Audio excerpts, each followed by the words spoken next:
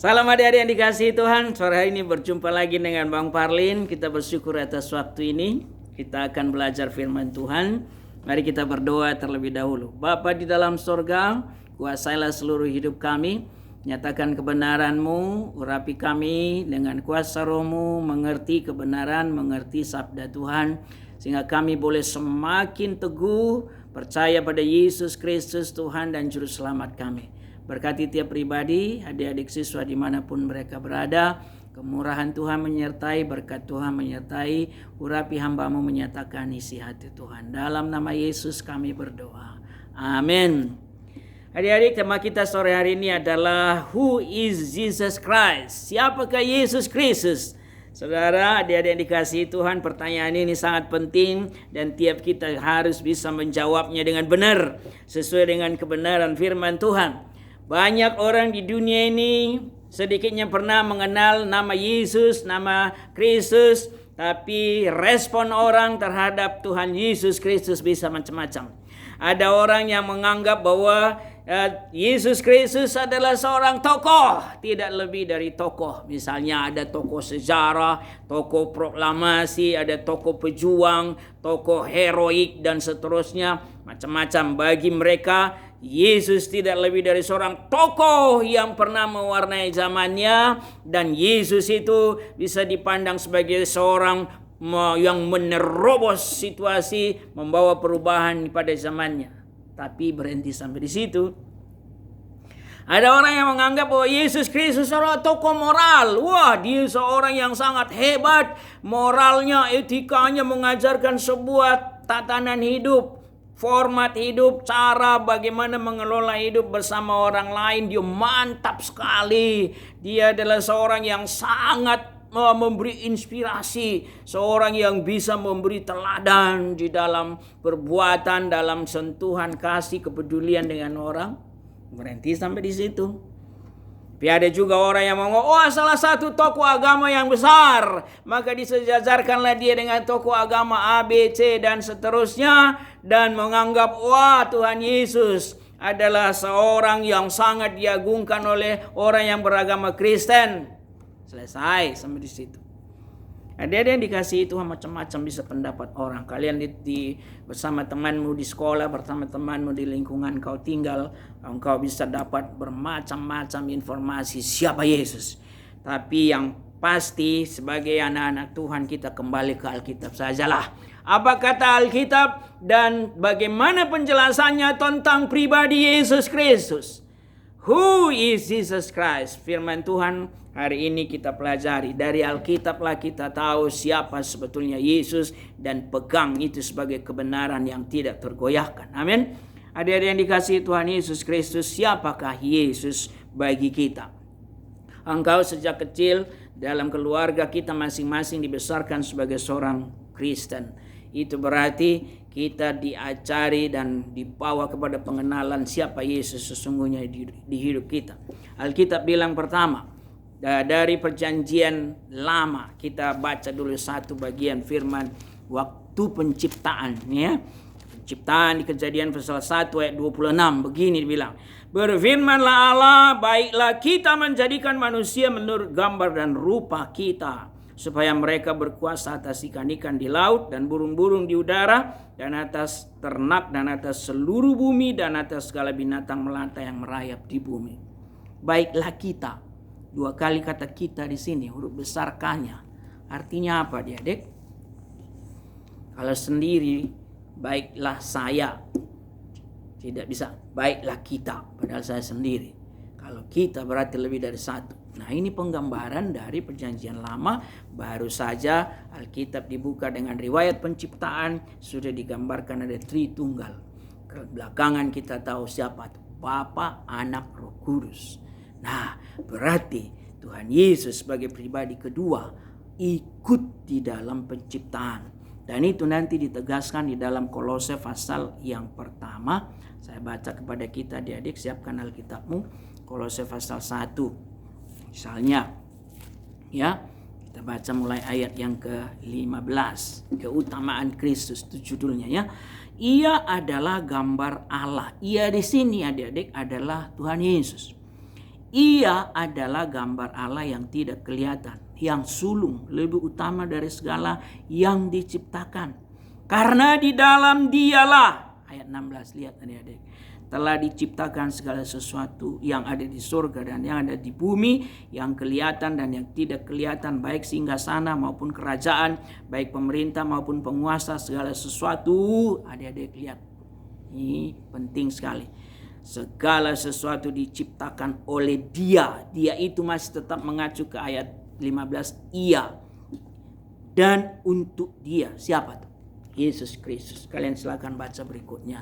Artinya Yesus Kristus adalah Allah pribadi kedua yang juga turut menciptakan alam semesta ini. Yesus adalah pencipta. Yesus adalah pencipta hidup kita. Oleh karena itu, kita tahu apapun yang ada di alam semesta ini, termasuk manusia seperti kita, Yesus Kristus ikut ambil peran sebagai Allah Tritunggal yang kita sembah, Bapa, Anak, Roh Kudus, pencipta segala sesuatu. Adik-adik yang dikasihi Tuhan, kalau Yesus adalah pribadi kedua Allah Tritunggal yang ikut menciptakan alam semesta ini, itu berarti Dia adalah Allah yang berkuasa, sangat berkuasa. Segala sesuatu yang ada di muka bumi ini takluk kepadanya. Pencipta jauh lebih berkuasa dari ciptaan, ya kan? Nah, adik-adik yang dikasihi Tuhan, maka Yesus Kristus adalah pencipta alam semesta. Yang kedua, adik-adik yang dikasihi Tuhan, siapakah Yesus? Kita baca Matius pasal yang ke-16, ayat yang ke-15 mulai ya. Ayat yang ke-13 kita mulai. Ini adalah pembicaraan antara Yesus dengan murid-muridnya, dan secara khusus Petrus, murid yang terkemuka ya waktu itu. Setelah Yesus tiba di daerah Kaisarea Filipi, ya, Matius pasal 16 ayat 13. Ia bertanya kepada murid-muridnya, kata orang, siapakah anak manusia itu? Anak manusia itu maksudnya Tuhan Yesus. Kata orang, siapa Yesus? Menurut pendapat orang, siapa Yesus? Ini ditanyai murid-muridnya ya. Maka ayat 14, jawab mereka, ada yang mengatakan Yohanes Pembaptis, ada juga yang mengatakan Elia, dan ada pula yang mengatakan Yeremia atau salah seorang dari para nabi. Lalu Yesus bertanya kepada mereka, nih sekarang tadi kan kata orang, lalu jawaban orang ya dari macam-macam lah, mereka sampaikan banyak pendapat ya. Ada yang bilang, wah dia Yohanes Pembaptis. Padahal Yohanes Pembaptis sudah ditangkap waktu itu dan sudah dihukum mati oleh Herodes, ya kan? Ada juga yang mengatakan Elia, karena dulu Elia banyak sekali berbuat mukjizat, maka orang mengira Elia muncul lagi, kira-kira begitu ya. Ada bilang Yeremia pun salah seorang nabi yang sangat besar di Perjanjian Lama. Jadi karena hebatnya apa yang diajarkan, apa yang ditampilkan, perbuatan-perbuatan mukjizat dari Tuhan Yesus, orang mengira wah Yeremia nabi besar zaman dulu muncul lagi, bahkan macam-macam, salah seorang nabi yang akan datang. Oke, silakan.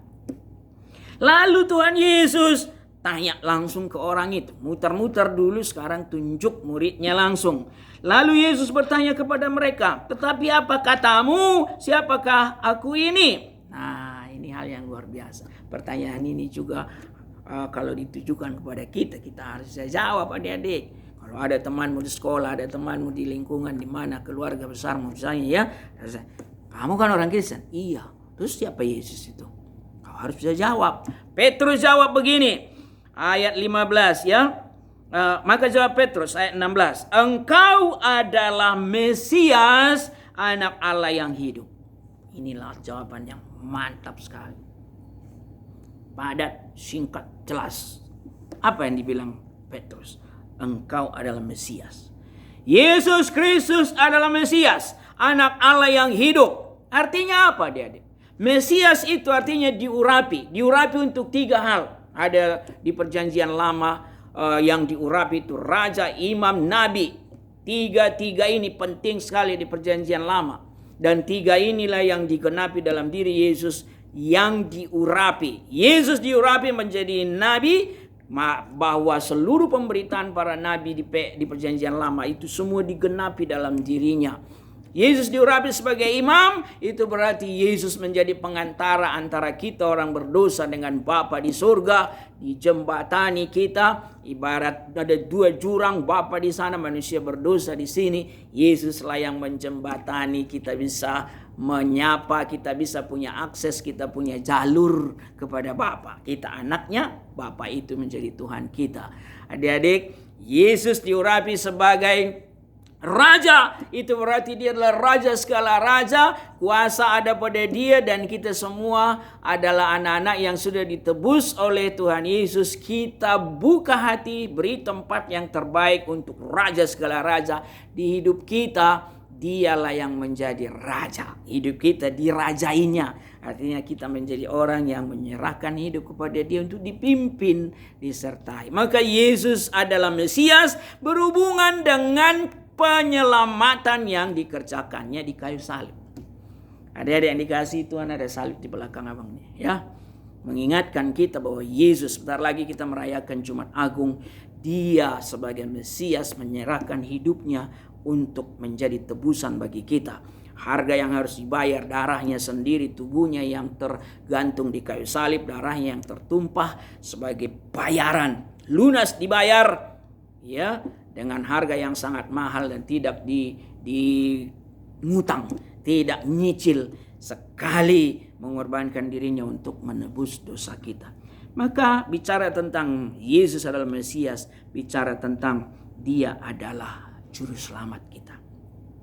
Itu sebabnya waktu dia lahir, adik-adik yang dikasihi Tuhan, tahukah Lukas pasal yang kedua, malaikat itu memberitahu kepada Maria dan Yusuf, bahkan kepada semua orang yang mengetahui tentang kelahiran Kristus. Lukas 2 ayat yang ke-11 dibilang begini, waktu gembala-gembala itu datangnya, hari ini telah lahir bagimu. Siapa dibilang yang lahir itu? Juru selamat, yaitu Kristus Tuhan di kota Daud. Ada yang dikasihi Tuhan Yesus. Maka Yesus Kristus, who is Jesus Christ? Dia adalah Mesias, penyelamat manusia yang berdosa. Engkau, saya, abangmu juga adalah manusia berdosa. Sejak lahir dari rahim ibu kita, Mazmur 51 bilang kita sudah dilahirkan dalam keberdosaan. Setiap kita butuh juru selamat, setiap kita butuh penebusan, dan Yesus Kristus sudah melakukan itu. Percayalah sungguh-sungguh kepada dia. Yesus adalah juru selamat, dan setiap orang, ingat Yohanes pasal 3 ayat 16, ayat hafalan kita. Karena begitu besar kasih Allah akan dunia ini, sehingga ia telah mengaruniakan anaknya yang tunggal. Bapa karuniakan anaknya yang tunggal, Yesus Kristus, lahir ke dunia supaya setiap orang yang percaya kepadanya, setiap orang, termasuk saudara, termasuk adik-adik dan saya, tiap orang yang percaya. Jadi bukan semua manusia yang ada di dunia ini, semua orang yang percaya kepada Yesus Kristus beroleh hidup kekal, tidak binasa. Yohanes 1 ayat 12 dibilang, ketika kita percaya pada anak Allah itu, Yesus Kristus itu, kita diberi kuasa menjadi anak-anak Allah. Puji Tuhan. Adik-adikku semua adalah anak-anak Tuhan, ya kan? Statusmu anak Tuhan ketika engkau percaya pada Yesus Kristus. Who is Jesus Christ? Dia adalah juru selamat. Dan dia juga adalah Tuhan. Di dalam di dalam Lukas pasal yang kedua tadi, hari ini telah lahir bagimu juru selamat, Kristus Tuhan. Adik-adik yang dikasihi Tuhan Yesus Kristus, bukankah ini hal yang luar biasa sekali? Pasal 2 ayat 11 itu dari Lukas pasal yang kedua itu dikatakan, hari ini telah lahir bagimu juru selamat, Kristus itu tadi, ya, Mesias artinya Kristus, dan Tuhan.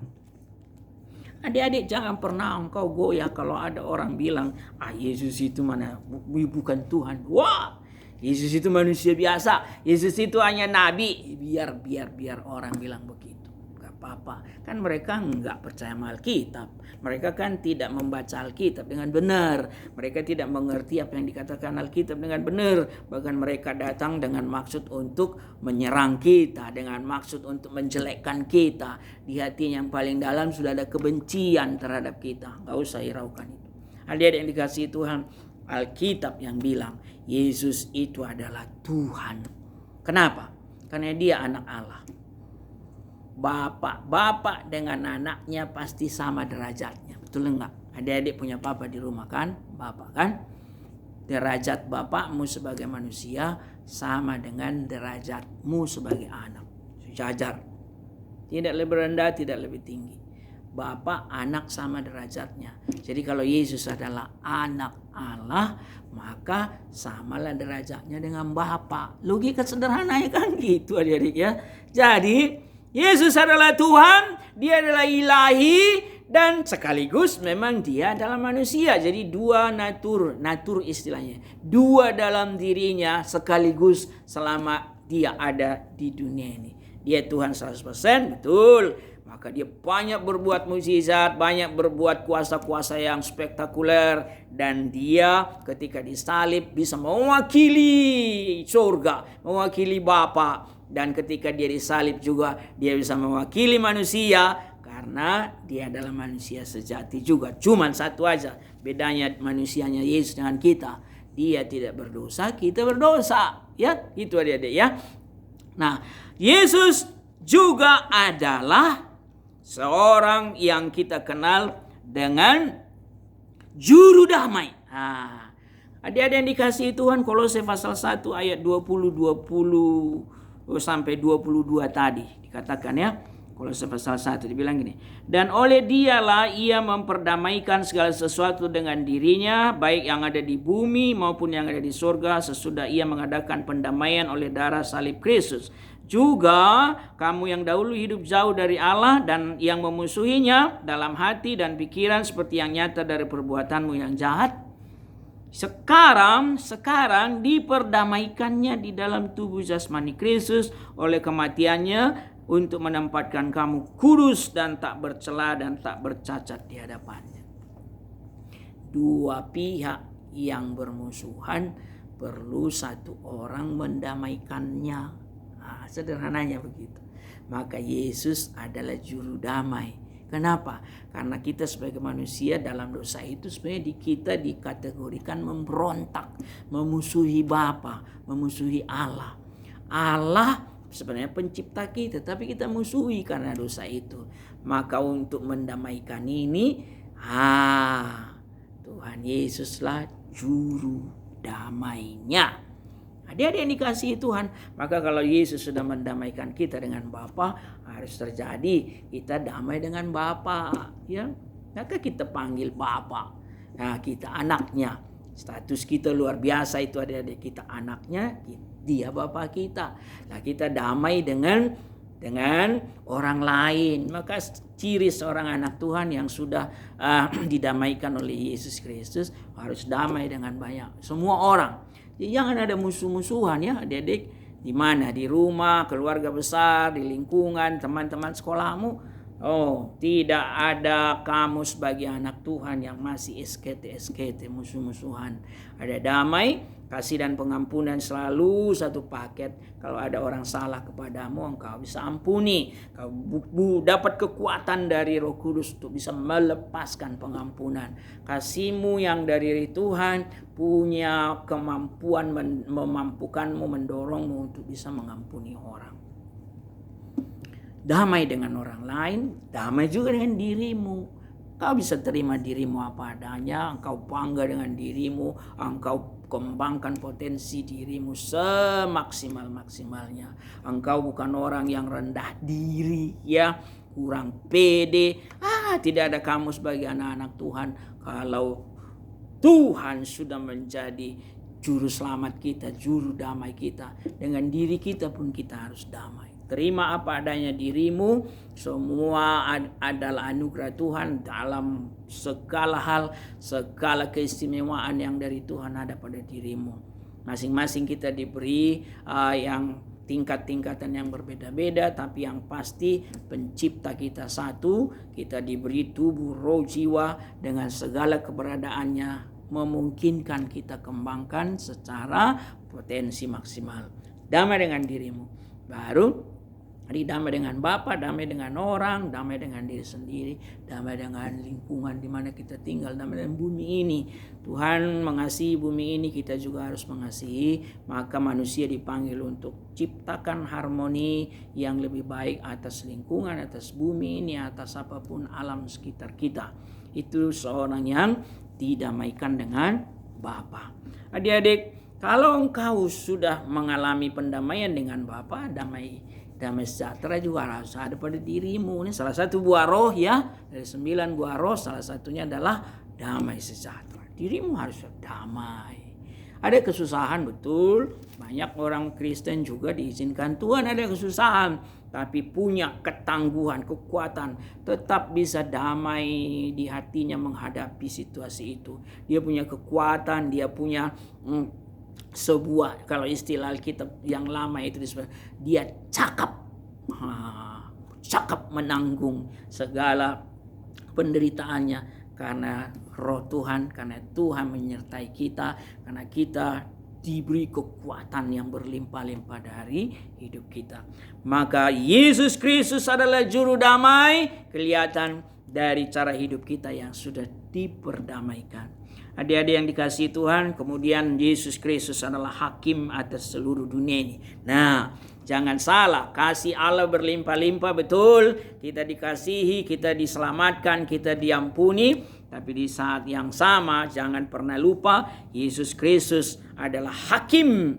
Dan nanti kepada Tuhan Yesus sudah diberi mandat oleh Bapanya bahwa dia akan menghakimi dunia ini. Saya bacakan Matius pasal 24 ayat 30. Adik-adik, coba lihat Alkitabmu, Matius 24 ayat 30, dibilang begini.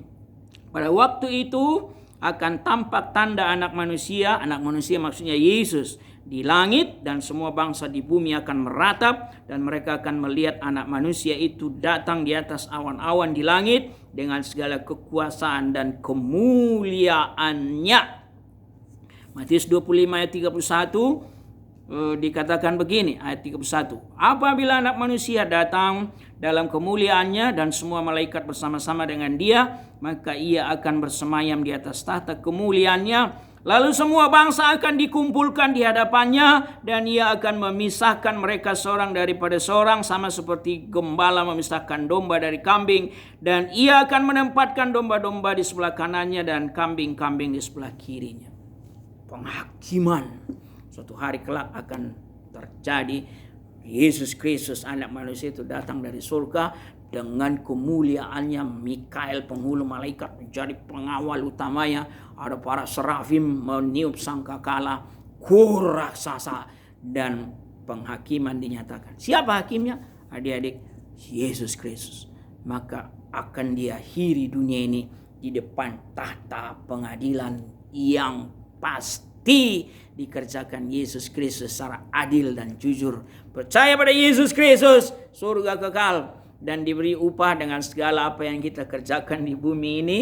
Tidak percaya pada Yesus Kristus, neraka menunggu. Adik-adik yang dikasihi Tuhan, tidak ada ampun bagi semua orang. Dan ketika sangkakala nanti berbunyi, tidak lagi ada kesempatan. Wah, aku bertobat sekarang, aku mau bertobat. Selama ini hidupnya dipakai untuk segala perbuatan dosa yang menajiskan hidupnya, dan dosa yang membuat hati Tuhan itu sangat-sangat bersedih karena banyak kejahatan diperbuatnya. Tiba dengar sangkakala, tiba-tiba bertobat. Oh, sudah habis waktu. Ya, ibarat permainan game itu, apa dibilangnya adik-adik? Games is over. Gitu ya, udah selesai, nggak bisa lagi. Adik-adik yang dikasihi Tuhan Yesus, Yesus Kristus adalah hakim seluruh dunia ini. Agama lain pun bilang bahwa Nabi Isa Al-Masih nanti yang akan menghakimi dunia ini. Dan itulah Yesus Kristus Tuhan kita. Adik-adik yang terakhir, kalau begitu, Karena Yesus Kristus adalah Mesias, Dia adalah Tuhan, Dia adalah Juru Selamat, Dia adalah Pencipta, Dia adalah Juru Damai, Dia adalah Hakim seluruh umat manusia, seluruh dunia ini. Dan terakhir, kalau begitu, Yesus Kristus menunggu dan menerima engkau untuk datang kepada Dia. Kolose pasal 1 ayat yang ke-21 tadi, mari saya baca ulang ya, ayat 21. Juga kamu yang dahulu hidup jauh dari Allah dan memusuhinya dalam hati dan pikiran seperti yang nyata dari perbuatan yang jahat. Nah, dulu kita memusuhi Tuhan, jahat kita dalam kapasitas masing-masing karena kita berdosa, kita memusuhi Tuhan. Sekarang diperdamaikannya di dalam tubuh jasmani. Nah, inilah undangan bagi kita. Kita diperdamaikan, kita diajak untuk rekonsiliasi, untuk bersatu, untuk membangun hubungan yang mesra lagi dengan Tuhan, sebuah hubungan yang diikat dengan perjanjian baru bersama Yesus Kristus. Adik-adik, Yohanes 6, ini saya baca beberapa ayat dalam hal ini. Yohanes 6 ayat 37. Firman Tuhan bilang begini ya, adik-adik yang dikasihi Tuhan. Ayat yang 37, semua yang diberikan Bapa kepadaku akan datang kepadaku, dan barang siapa datang kepadaku, ia tidak akan kubuang. Puji Tuhan. Undangan ini berlaku bagi kita semua sekarang ya. Kita ditunggu, kita dinantikan Tuhan. Mau datang, mau percaya pada Yesus, mau terima Dia sebagai Tuhan dan Juru Selamatmu. Terus Lukas pasal yang ke-19 ayat 10 dikatakan begini. Adik-adik, firman ini sangat penting. Lukas 19 ayat 10 dikatakan, sebab anak manusia datang untuk mencari dan menyelamatkan yang hilang. Kita semua manusia yang terhilang karena dosa, terhilang dari kasih karunia Tuhan, terhilang dari hadapan Allah, tapi Dia datang mencari. Itu sebabnya Dia datang ke dunia ini. Ingat perumpamaan terang, ada domba yang hilang, dicari Tuhan Yesus. 99 ada di sana, aman itu, tinggalin aja sebentar. Dan dicari yang satu, masuk jurang, diambilnya, dibawa pulang, ditaruh di bahunya. Itu sungguh gambaran yang luar biasa. Tuhan Yesus menunggu kita, Tuhan Yesus mencari kita. Lukas pasal 5 ayat 32, saya baca kepada kita. Aku datang bukan untuk memanggil orang yang benar, tetapi orang berdosa supaya mereka bertobat. Kita bukan orang benar karena kita orang berdosa, tapi kita sudah dibenarkan Yesus Kristus karena kita percaya kepadanya. Bacalah surat Roma. Wah, Tuhan Yesus membenarkan kita, dijadikannya kita benar. Salah semua seperti ujian, tapi guru bilang kau benar, nilaimu 100. Yesus membenarkan kita orang berdosa, dan dikatakan supaya mereka bertobat. Maukah engkau datang pada Yesus Kristus sore hari ini? Adik-adik, mungkin engkau bilang, iya aku keturunan orang Kristen, bapak mamaku Kristen. Betul, abang juga.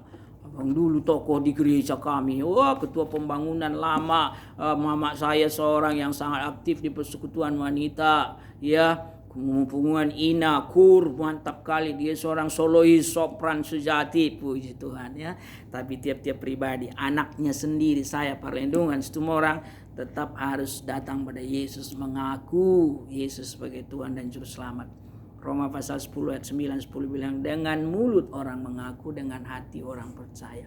Adik-adik, Tuhan Yesus menunggumu. Engkau seorang siswa yang dididik di persekutuan siswa IPDPA, puji Tuhan. Itu karena engkau sudah membuka hati untuk Tuhan. Tapi sore ini abang ajak engkau sungguh-sungguh, bukalah hatimu, percaya sungguh-sungguh, terima Dia sebagai Tuhan dan Juru Selamatmu. Di masa remajamu ini, di masa engkau masih panjang waktu mengembangkan diri ke depan dengan seluruh potensimu.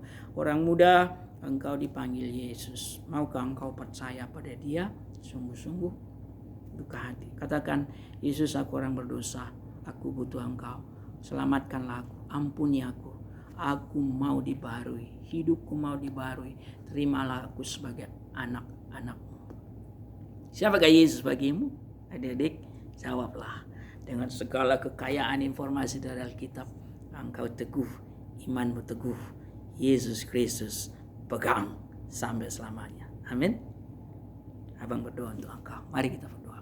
Bapa di sorga, terima kasih atas firman-Mu. Kami bersyukur Tuhan, firman-Mu sore ini mengingatkan kami siapa Yesus, pribadi yang agung, pribadi yang luar biasa, pribadi yang sudah menjadi Tuhan dan Juru Selamat kami, penebus hidup kami. Engkau adalah pencipta alam semesta ini. Engkaulah juru damai kami. Engkaulah Mesias itu. Engkaulah yang akan menghakimi dunia ini nanti di hari terakhir.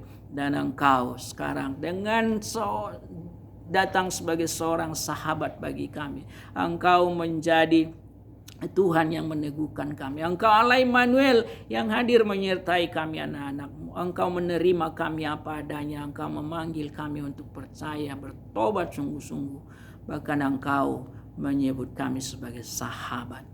Terima kasih Tuhan. Kau pasti menjagai kami seperti biji mata Tuhan. Adik-adikku di masa remaja mereka saat ini, biar mereka pegang Yesus, pegang Tuhan Yesus di dalam hati, di dalam iman, dalam hidup mereka. Tidak pernah goyah. Apapun tantangan ke depan, mereka sudah ada di tempat yang benar, di jalur yang benar. Percaya pada Yesus Kristus sebagai Tuhan dan Juru Selamat. Sebentar lagi kami akan merayakan Jumat Agung, hari kematian Tuhan Yesus. Di sana kami semakin diteguhkan betapa ajaibnya kasih Kristus yang rela mati bagi kami. Teguhkan iman semua adik-adik ini Tuhan. Terima kasih Bapa. Pakai mereka menjadi orang-orang yang besar, orang-orang yang hebat untuk dipakai Tuhan dalam kerajaan Allah di waktu-waktu mendatang. Dalam nama Yesus Kristus kami berdoa. Amin.